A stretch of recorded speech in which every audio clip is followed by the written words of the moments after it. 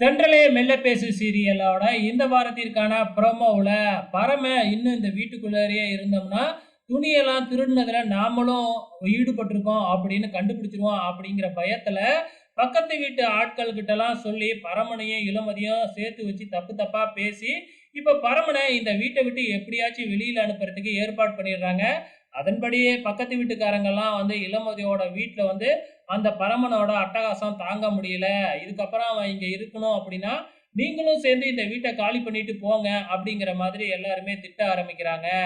இளமதியோட அம்மா ஏற்கனவே பரம மேல வெறுப்புல தானே இருக்கிறாங்க. இப்ப என்ன அந்த பரமன இந்த வீட்ட விட்டு வெளியில அனுப்பணும் அவ்வளோதானே அப்படின்னு சொல்லிட்டு, நேரா பரமனோட ரூமுக்கு போயிட்டு, பரமனோட பேக்க தூக்கி வெளியில போடுறாங்க. கரெக்ட்டா நம்ம பரமன் வந்து அத கேட்ச் பண்ணிட்டு அப்படியே உள்ளார என்ட்ரி குடுக்குறாப்ல.